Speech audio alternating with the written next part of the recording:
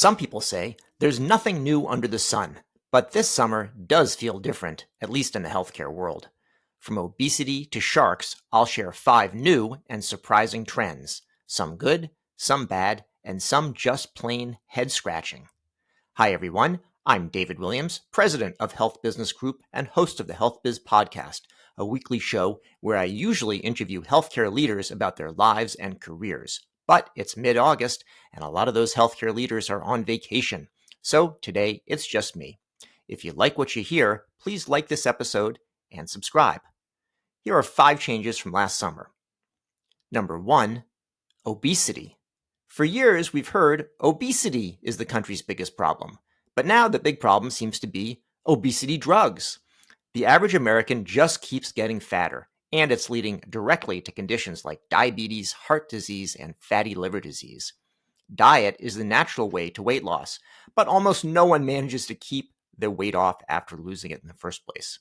So there's just a huge demand for weight loss drugs.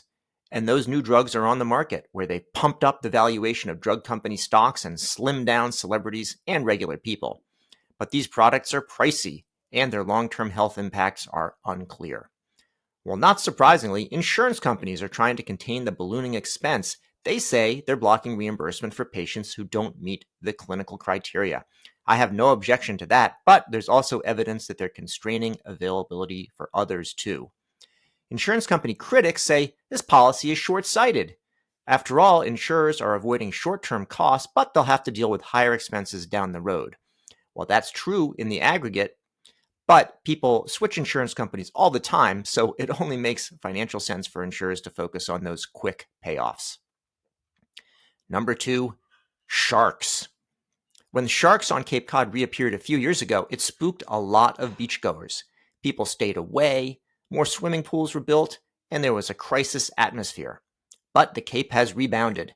There's big signs at the beach warning visitors to stay away from seals, also known as shark bait, and there are bleed kits available in case of an attack. But now tourists are actually embracing these fascinating animals. Shark tours have joined whale watches among the summer entertainments, and I especially like the signs and t-shirts I see in Chatham proclaiming, "Every week is Shark Week." Reproductive rights. Last year at this time, the Dobbs decision denying the constitutional right to reproductive choice had supporters of abortion rights on the defensive. Bans were going into effect in many states, and those who'd pushed the Supreme Court way to the right of American public opinion were celebrating. But opponents of reproductive freedom are continuing to overplay their hand, and that's creating opportunities for moderates and liberals to assert themselves with ballot initiatives. Ohio is just the latest example and may not be the last one. Number 4, healthcare disparities. The Supreme Court's decision to end race-based college admissions was widely predicted. College admissions is a mess, and there's widespread resentment about how top schools shape their classes. Before the decision was announced, I hadn't heard much about the broader repercussions.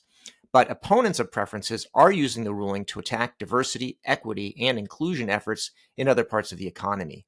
We're seeing the effects in corporate hiring programs and minority contract set-asides, and I expect this pushback to have a fair amount of success. There may be implications for healthcare too, where disparities among populations are often extreme. I'm starting to see advocacy groups attempt to get ahead of this issue.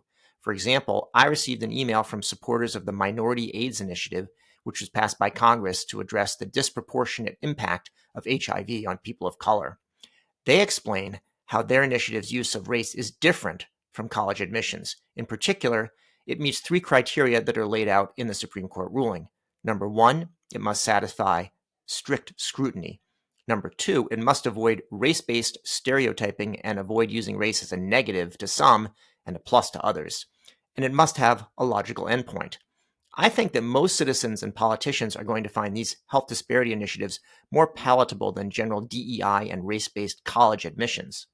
But I'm uncertain. Number 5, Bidenomics.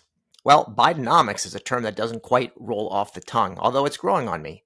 It is a good way, though, to bring the attention to the fact that the economy is doing pretty well despite the predictions of recession. And we also see that increased federal spending, environmental investments, and lower inflation are here thanks to the Inflation Reduction Act. But of course, opponents are belittling it. They've also provided my best investment opportunity, at least on a percentage return basis.